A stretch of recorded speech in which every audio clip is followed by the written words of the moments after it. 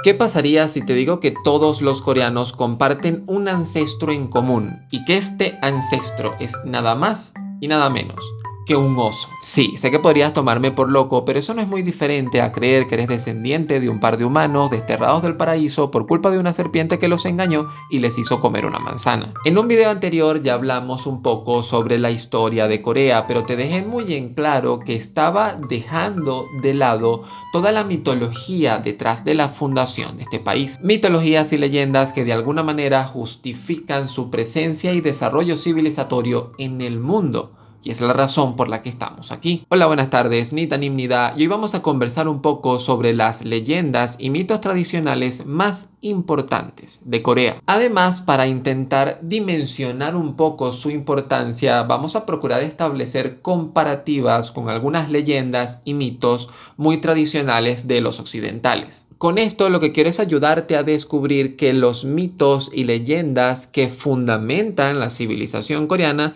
no son muy distintos a los mitos y leyendas que nos hemos construido para justificar nuestras civilizaciones. Y quiero dejar en claro algo, no soy experto en esta materia, sé que lo que quiero hacer es bastante osado, puedo equivocarme y si por alguna razón te das cuenta que cometo un error, ahí abajo en la caja de comentarios, pues explícanos mejor. Comenzamos entonces con el origen de Corea, el mito de Dangun Wangong. Dangun es el fundador de Go Joseon, el que es reconocido como el primer reino coreano en el año 2333 a.C. Para que te hagas una idea de más o menos hace cuánto tiempo fue cuando se fundó Corea, según esta leyenda, ya Egipto, el antiguo Egipto, tenía aproximadamente unos 800 años de antigüedad. Y esto lo menciono porque sé que cuando hablamos de fechas tan lejanas como 2000 años antes de Cristo, podemos tender a suponer que el planeta está simplemente lleno de bosques con humanos en taparrabos que no tienen ningún tipo de desarrollo civilizatorio.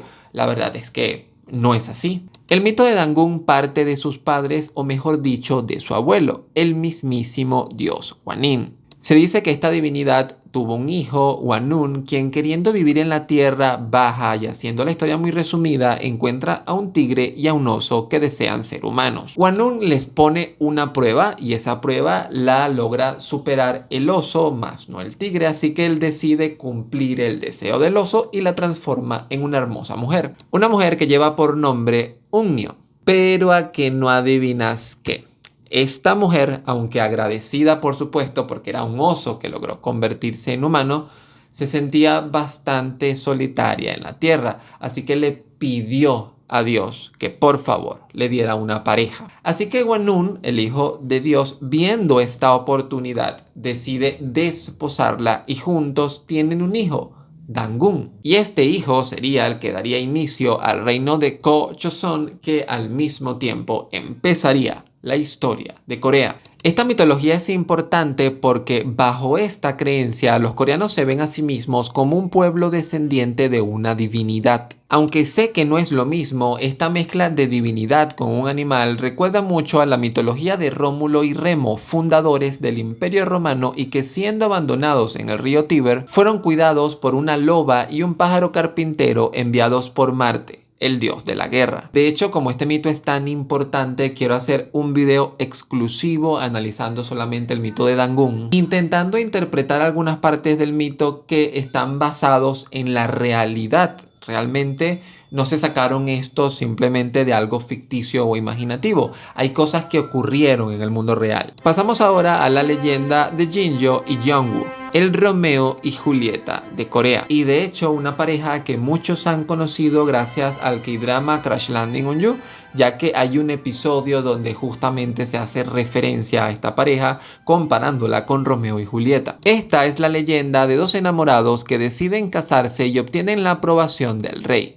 Sin embargo, con el tiempo, el rey nota que ambos dejan de cumplir con sus obligaciones y enojado los manda a vivir muy lejos el uno del otro, pudiéndose encontrar solamente un solo día al año, el séptimo día del mes séptimo. De hecho, hay también una celebración china que explica un poco por qué esto del séptimo día del mes séptimo, y tiene que ver con que casualmente por estas fechas comienza la temporada de lluvias. Por esa razón se tiene la creencia de que si llueve el el séptimo día del mes séptimo, es decir, el 7 de julio, esta lluvia son las lágrimas de esta pareja que ha sido trágicamente separada y solamente se puede encontrar este día. Ya te puedes hacer una idea porque este mito es tan referenciado en K-drama, sobre todo cuando se trata de hablar de parejas que trágicamente han sido separadas por un acontecimiento. El mito de la princesa de Bari. Hay una novela que de hecho se llama La princesa de Bari. Desconozco si es una referencia a este mito, pero dejo el dato por allí por si a alguien le interesa. El mito de Bari cuenta la historia de una princesa, hija de un rey y que fue abandonada por el simple hecho de ser mujer.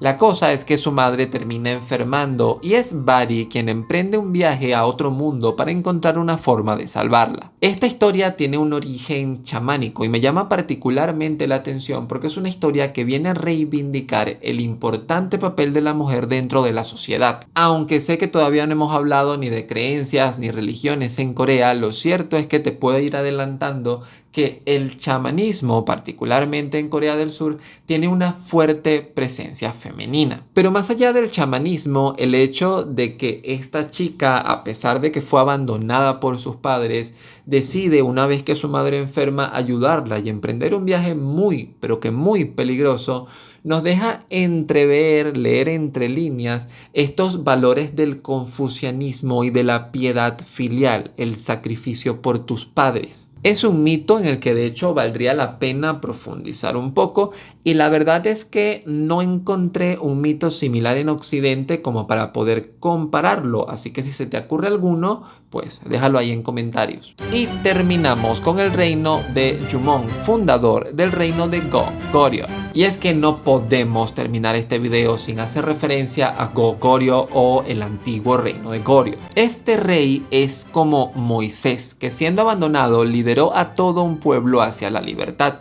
Pero su mito se construye gracias a sus padres, pues se dice que este rey es hijo del dios del río. De hecho, hay un K-drama sobre Jumong. Si quieres ver algo diferente, pues te invitaría a verlo para conocer un poco más sobre este personaje. Siempre, por supuesto, teniendo en cuenta que son mitos. Son historias que han sido creadas con un objetivo en concreto, pero que tienen sus raíces en algo de verdad. Siempre se esconde en todas esas tramas de amor, tragedia y liderazgo.